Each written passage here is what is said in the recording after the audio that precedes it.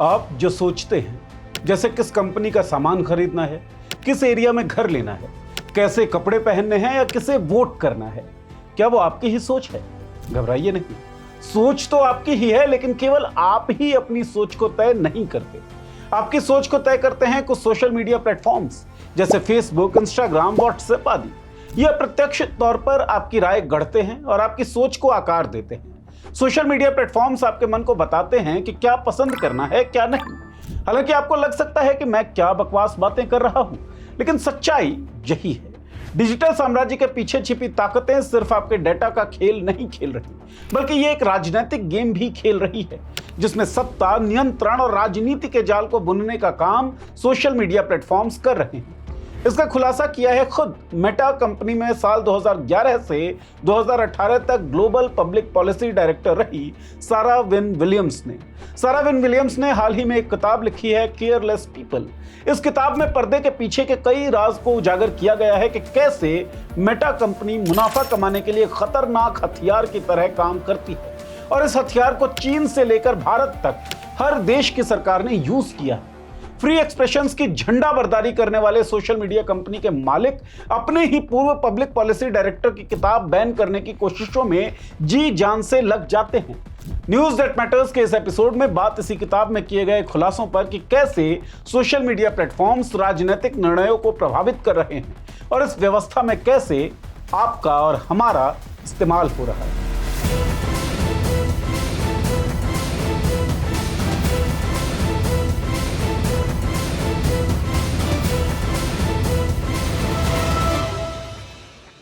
नमस्कार, मैं हूं नीरज और आप देख रहे हैं पॉलिटिक्स। 7 जनवरी 2025 को फेसबुक के मालिक मार्क जुकरबर्ग एक वीडियो में बड़े बड़े दावे करते हैं। कहते हैं कि अब फेसबुक, इंस्टाग्राम और थ्रेड्स पर सेंसरशिप को कम करेंगे और लोगों को अपनी बात कहने की आजादी देंगे। डोनाल्ड ट्रंप की चुनावी जीत को एक नए दौर की शुरुआत बताते हैं। वादा करते हैं कि ट्रंप की आने वाली सरकार के साथ मिलकर वो दुनिया भर में अभिव्यक्ति की आजादी को बढ़ावा देंगे। इस ऐलान के बाद 20 जनवरी को ट्रंप के राष्ट्रपति बनने के जश्न में मार्क सबसे आगे की पंक्ति में नजर आते हैं, मानो ट्रंप के सबसे बड़े चीयर लीडर हों। लेकिन 2 महीने बाद ही मार्क की कंपनी मेटा कुछ ऐसा करती है जो उनके सारे दावों की पोल खोल देता है। मेटा अपनी पुरानी ग्लोबल पब्लिक पॉलिसी डायरेक्टर सारा विन विलियम्स की किताब केयरलेस पीपल पर बैन लगाने के लिए जी जान लगा देती है, क्योंकि सारा की यह किताब मार्क और उनकी कंपनी के पाखंड और कारनामों का कच्चा चिट्ठा खोलती है। इसमें उन हरकतों का जिक्र है जिनकी वजह से दुनिया भर में लोगों को भयानक अंजाम भुगतने पड़े। किताब बताती है कि फेसबुक की लापरवाही और गलत नीतियों की वजह से लोगों को हत्या, बलात्कार जैसी वारदातों का शिकार होना पड़ा, मानसिक तनाव और यातनाएं सहनी पड़ी। न्यूजीलैंड में जन्मी और पली बढ़ी सारा विन विलियम्स पहले यूनाइटेड नेशंस और न्यूजीलैंड एम्बेसी में डिप्लोमेट रह चुकी थी। 2010 के आसपास जब वो वॉशिंगटन में काम कर रही थी, तब फेसबुक ने उन्हें बहुत प्रभावित किया। उन्हें लगा कि फेसबुक ऐसी कंपनी है जो दुनिया में बड़ा बदलाव ला सकती है, लोगों की जिंदगी को बेहतर बना सकती है। न्यूजीलैंड में आए भूकंप के दौरान उन्होंने देखा कि कैसे फेसबुक ने लोगों तक फटाफट मैसेज पहुंचाने में मदद की थी। सरकार भी इतने बड़े पैमाने पर लोगों को जोड़ नहीं पाई थी। सारा समझ गई थी कि आने वाले समय में फेसबुक लोगों की जिंदगी पर कितना गहरा असर डालने वाला है, लेकिन उन्हें क्या पता था कि यह असर इतना नकारात्मक होगा। 2011 में जब सारा ने फेसबुक में अपने करियर की शुरुआत की तो उन्हें कंपनी से बहुत उम्मीदें थी। उन्हें फेसबुक के फाउंडर मार्क जुकरबर्ग और उस वक्त की chief operating officer Sheryl Sandberg के साथ काम करने का मौका मिला। वो प्राइवेट जेट में उनके साथ घूमी, अलग अलग देशों के राष्ट्रपति और प्रधानमंत्रियों से मिली और कंपनी की पॉलिसी बनाने और लागू करने में हिस्सा लिया। फेसबुक के टॉप अधिकारियों को करीब से देखा, उनके व्यवहार और सोच को समझा, तो धीरे धीरे सारा को हकीकत का पता चलने लगा। उन्हें समझ आया कि मार्क और उनके करीबी सहयोगी कितने लापरवाह हैं। उनकी ये लापरवाही फेसबुक, इंस्टाग्राम और दूसरी सर्विसेज इस्तेमाल करने वाले दुनिया भर के लोगों के लिए कितनी खतरनाक साबित हो रही है। 2017 तक सारा विन विलियम्स फेसबुक से पूरी तरह मायूस हो चुकी थी। 7 साल में उनकी उम्मीदें धीरे धीरे निराशा में बदल गई और इन्हीं अनुभवों को उन्होंने अपनी किताब केयरलेस पीपल में लिखा। सारा विन विलियम्स अपनी किताब में 2013 में म्यांमार में रोहिंग्या मुसलमानों के खिलाफ हुए नरसंहार और महिलाओं के साथ बलात्कार की घटनाओं में फेसबुक की भूमिका को विस्तार से बताती हैं। वो लिखती हैं कि म्यांमार में उस वक्त इंटरनेट का मतलब ही फेसबुक था, क्योंकि ज्यादातर लोग सिर्फ फेसबुक ही इस्तेमाल करते थे।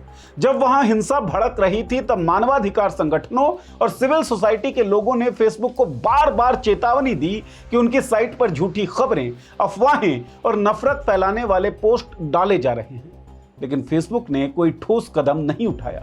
म्यांमार की 5 करोड़ की आबादी वाले देश में इन खतरनाक पोस्ट को रोकने के लिए फेसबुक ने एक भी फुल टाइम कर्मचारी नहीं रखा था। सिर्फ एक कॉन्ट्रैक्ट पर काम करने वाला शख्स था जो म्यांमार का रहने वाला था और वहां की भाषा जानता था। लेकिन इतने बड़े काम के लिए अकेला आदमी क्या कर सकता था, वो भी तब जब वो म्यांमार में नहीं बल्कि आयरलैंड के डबलिन में बैठा था। सारा लिखती हैं कि यह शख्स जानबूझकर नफरत भरे पोस्ट को नजरअंदाज कर रहा था। यूनाइटेड नेशंस की भी एक स्वतंत्र जांच में कहा गया कि फेसबुक इस मामले में दानव बन गया था। रॉयटर्स की एक खास रिपोर्ट जिसका टाइटल था हेट बुक ने भी फेसबुक को इसके लिए दोषी ठहराया। कई और भरोसेमंद रिपोर्ट्स भी इन बातों की पुष्टि करती हैं, लेकिन सारा की किताब केयरलेस पीपल इसलिए खास है क्योंकि वो फेसबुक के अंदर की गड़बड़ियों और टॉप अधिकारियों की गलतियों को उजागर करती है। सारा कहती हैं, हम इस सच से मुंह नहीं मोड़ सकते कि अगर फेसबुक न होता तो म्यांमार आज कहीं बेहतर देश होता। सारा ने चीन में फेसबुक की गतिविधियों का भी जिक्र किया है। फेसबुक वहां की सरकार के साथ यूजर्स की पर्सनल जानकारी शेयर कर रहा था और उनके पोस्ट को सेंसर कर रहा था। इतना ही नहीं, फेसबुक उन लोगों की प्राइवेसी का भी उल्लंघन कर रहा था जो चीनी नागरिकों के संपर्क में थे, भले ही वो दूसरे देशों के लोग हों। यह सिर्फ अनैतिक नहीं था बल्कि अमेरिकी कानून और दूसरे देशों के कानूनों का भी उल्लंघन था। सारा का कहना है कि मार्क जुकरबर्ग ने चीनी मामले में अमेरिकी कांग्रेस के सामने झूठ बोलकर उन्हें गुमराह किया। सारा लिखती हैं कि मेटा को चलाने वाले लोग सिर्फ लापरवाह नहीं बल्कि पूरी तरह अनैतिक हैं। वो अपनी टेक्नोलॉजी और बिजनेस की ताकत का इस्तेमाल करके लोगों की कमजोरियों का फायदा उठाते हैं। मिसाल के तौर पर सारा अप्रैल 2017 की एक रिपोर्ट का जिक्र करती हैं जिसमें बताया गया कि फेसबुक और इंस्टाग्राम 13 से 17 साल की लड़कियों की भावनात्मक कमजोरियों को टारगेट करते थे। जब ये लड़कियां अपने पोस्ट में वर्थलेस, स्टूपिड, यूजलेस, इनसिक्योर या डिफीटेड जैसे शब्द इस्तेमाल करती थी या अपने शरीर और वजन को लेकर परेशान होती तो फेसबुक उनका डाटा इकट्ठा करके बेच देता था। ये डाटा उन कंपनियों को दिया जाता था जो इन लड़कियों को टारगेट करके अपने प्रोडक्ट बेचना चाहती थी। सारा विन विलियम्स ने इस किताब में फेसबुक के भारत में चल रहे फ्री बेसिक्स प्रोग्राम के बारे में भी बड़े खुलासे किए। फ्री बेसिक्स फेसबुक का एक प्रोग्राम था जिसे भारत समेत कई देशों में चलाया गया। इसका मकसद ये बताया गया था कि जो लोग इंटरनेट का खर्च नहीं उठा सकते उन्हें इंटरनेट से जोड़ा जाएगा। लेकिन इसमें दिक्कत यह थी कि पूरा इंटरनेट फ्री था नहीं, सिर्फ वही वेबसाइट्स फ्री थी जिन्हें फेसबुक ने चुना था, जिससे 2 बड़ी समस्याएं खड़ी हुई। पहली ये कि इंटरनेट न्यूट्रलिटी का उल्लंघन हो रहा था, यानी फ्री बेसिक्स में चुने गए लोगों को सिर्फ वही दिखाया जा रहा था जो फेसबुक चाह रहा था, जो कि एक प्रोपेगेंडा भी हो सकता है।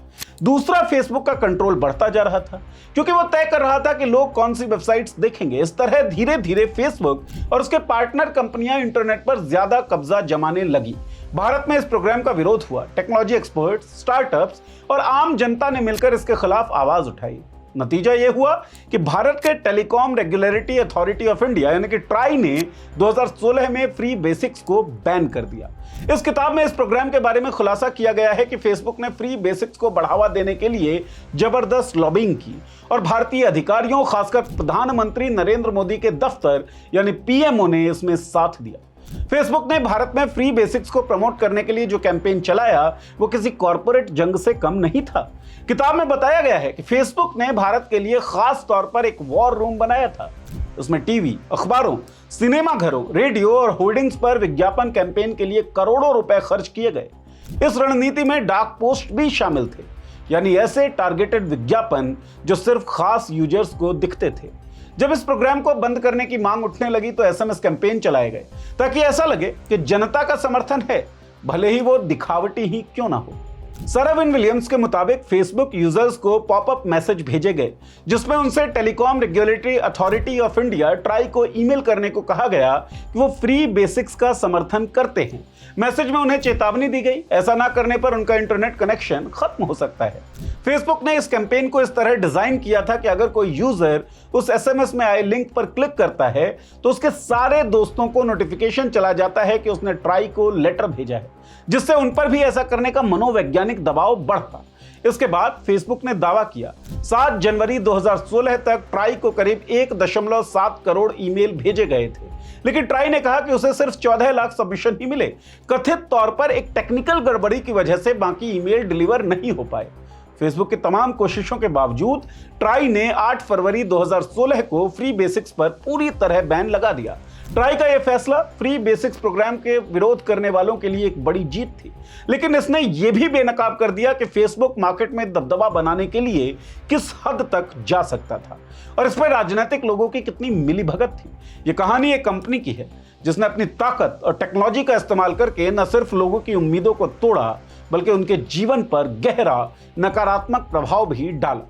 फेसबुक ने जिस तरह से अपने फायदे के लिए पूरी दुनिया के समाजों और सरकारों से समझौते किए, वो कोई संयोग नहीं बल्कि एक सोची समझी नीति थी। सारा विलियम्स की किताब केयरलेस पीपल ने हमें यह समझने का मौका दिया कि सोशल मीडिया प्लेटफॉर्म्स का दुरुपयोग किस हद तक हो सकता है और उनका असली उद्देश्य क्या है।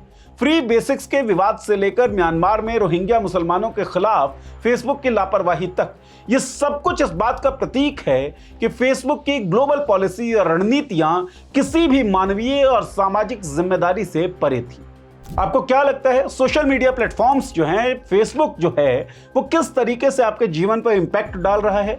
इसका क्या असर आपको लगता है? इसके बारे में आपकी क्या राय है? इस वीडियो के कमेंट बॉक्स में लिखकर हमें बताएं। इस चैनल को सब्सक्राइब कर लें और बेल का आइकन दबा दें ताकि हमारे वीडियोस के नोटिफिकेशंस आपको मिलते रहें। शुक्रिया।